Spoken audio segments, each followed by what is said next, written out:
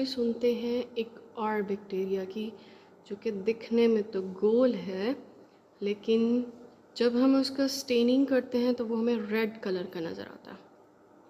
That is gram negative cocci Neisseria. Resembles paired kidney beans, इस तरह के कुछ आपको नज़र आएंगे। That belongs to Neisseriaceae family. और इस फैमिली के 2 मेंबर्स ऐसे हैं जो कि ह्यूमंस के लिए बहुत ख़तरनाक है। Number 1 is meningitidis and number 2 is gonorrhoea. First of all हम देखते हैं मेनिंजिटाइडस। मेनिंजिटाइडस जो कि नॉन स्पोर फॉर्मिंग है, इसका मतलब है कि हम इसको, हमारे पास एक चांस है कि we can easily kill them. Obligate aerobe, that means obligate means they must and next word is aerobe, that means कि they need oxygen to survive। अगर आप इसको ऑक्सीजन नहीं दोगे ये ख़त्म हो जाए।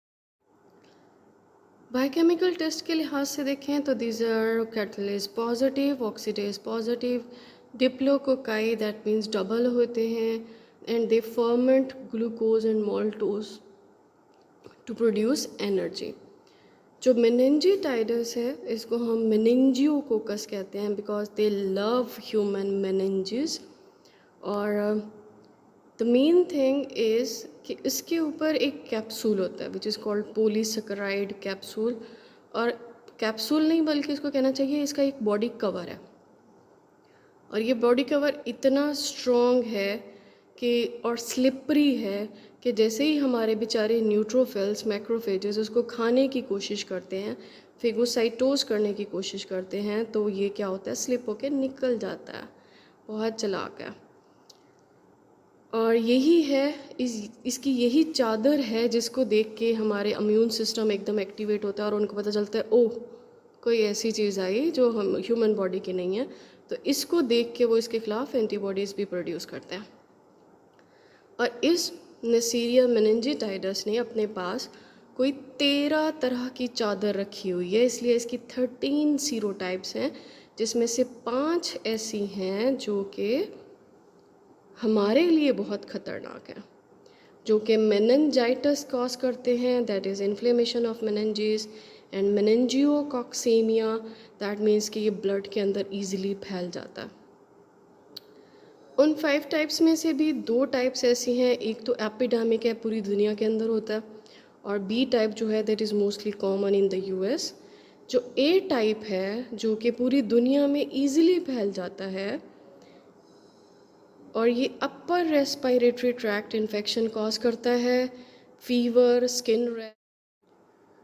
फीवर और स्किन रैश के साथ ये जगह जगह पे ज़ख़म करना शुरू कर देता है, लीन करना शुरू कर देता है, इवन आई, ईयर, फेरिंग्स, हर जगह के ऊपर।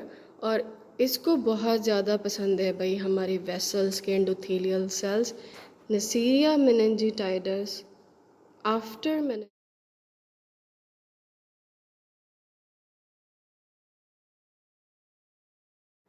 After meningitidis loves vessels endothelium. ये देखो इसने एंडोथीलियम का क्या हाल किया।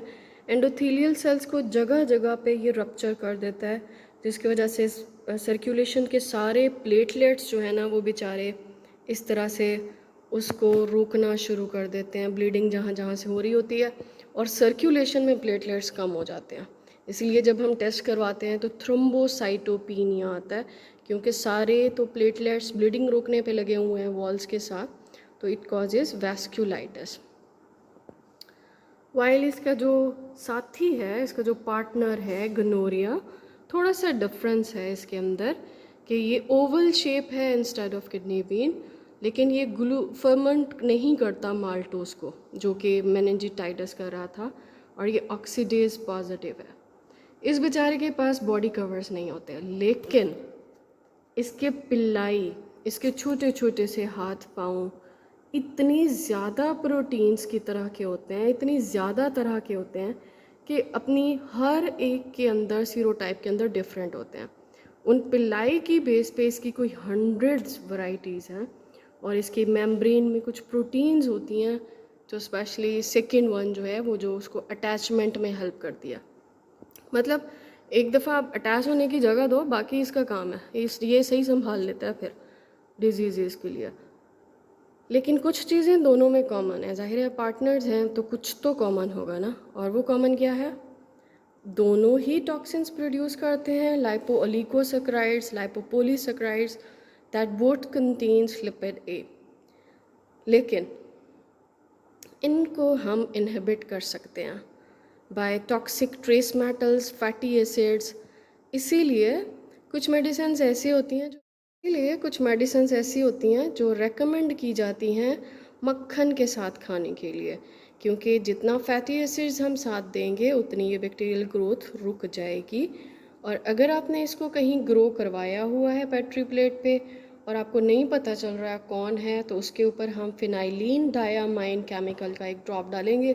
अगर वो कॉलोनी पर्पल या ब्लैक हो गई due to oxidation, that is the confirmation for the Neisseria species. ये बात तो हो गई कि उनके पास क्या क्या है। अब हम थोड़ा सा ये भी देखते हैं कि वो क्या क्या कर सकता है। तो इसमें हमारे पास हम देखें नेरेसीरिया मेनिंजाइटिस, ओनली होस्ट जो है वो ह्यूमंस है। इसका मतलब है कि सिर्फ ह्यूमन से ह्यूमन स्प्रेड होता है, और स्पेशली खांसी, नज़ला, ज़ुकाम, एयरबोर्न ड्रॉपलेट गिरे, कोई पास बैठा था उसके पास चले गए, तो वो जैसे ही गले में जाता है, तो गले में जैसे ही जाएगा इन द नेज़ोफेरेंक्स, वहाँ पे बहुत सारे अल्लाह ताला ने गार्ड्स रखे हुए हैं, IgG, IgA, न्यूट्रोफिल्स, कॉम्प्लीमेंट। लेकिन ये बहुत तेज़ है, इसको पता है कि सारे गार्ड्स हैं। सबसे पहला काम, पॉलीसेकेराइड कैप्सूल इसके पास जो था उसकी वजह से ये न्यूट्रोफिल से बच जाएगा।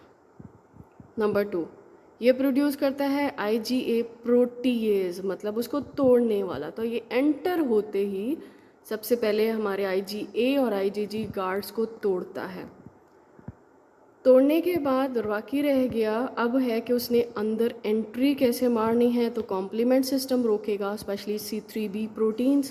तो ये क्या करता है, सबसे पहले उनको भी इनएक्टिवेट कर देता है, तो सारे गार्ड्स की छुट्टी। अब ये आराम से एपिथेलियल सेल लेयर क्रॉस करेगा, ब्लड स्ट्रीम में जाएगा और अपनी फेवरेट साइट जो कि मेनिंजेस हैं और जॉइंट्स हैं वहाँ पे चला जाएगा और फिर ब्लड में फैल जाएगा। तो अगर तो वो ब्लड में फैलेगा तो फीवर, शॉक, पैचेस जिस्म पे, डिसएमिनेटेड इंट्रावास्कुलर कोएगुलोपैथी, जो हम पहले बात कर चुके हैं कि वेसल्स के अंदर वो क्या ही कमाल कर रहा था, थ्रोम्बोसाइट्स का लेवल कम हो जाएगा और इवन एड्रीनल ग्लैंड भी इनसफिशेंट हो जाएगा। अगर तो ये जाता है अपनी मेनिंजेस फेवरेट साइट के पास झूले लेने, तो वहाँ पे ये करेगा फीवर, हेडेक, नेक स्टिफनेस, और जब स्पाइनल फ्लूइड आप चेक करवाओगे तो उसमें पोलीमॉर्फ न्यूक्लियर ल्यूकोसाइट्स का लेवल जो है वो बढ़ा हुआ होगा। तो क्या क्या कमाल कर रहा है ये नेसीरिया मेनिंजाइटिस। और सबसे मेन चीज़, इसको चाहिए आयरन। तो ये क्या करता है, हमारे ही RBCs को तोड़ के, हमारी ही प्रोटीन ट्रांसफेरेंस से आयरन लेके अपनी एनर्जी प्रोड्यूस करता है और हमारा इम्यून सिस्टम को तहस नहस कर देता है। 5% लोगों में ये नॉर्मली मौजूद होता है, क्रोनिक कैरियर्स होते हैं, साइन एंड सिम्टम्स नहीं देंगे लेकिन ये फैला ज़रूर रहे होंगे इस नेसेरिया मेनिंजाइटिस को। और स्पेशली ऐसे लोग जो क्लोज बिल्डिंग्स के अंदर रहते हैं, या बहुत जैसे हॉस्टल्स हो गए, या बहुत तंग जगहों पे रहने वाले लोग हो गए, वहाँ पे ये फैलने का चांस मेनिंजाइटिस का सबसे ज़्यादा।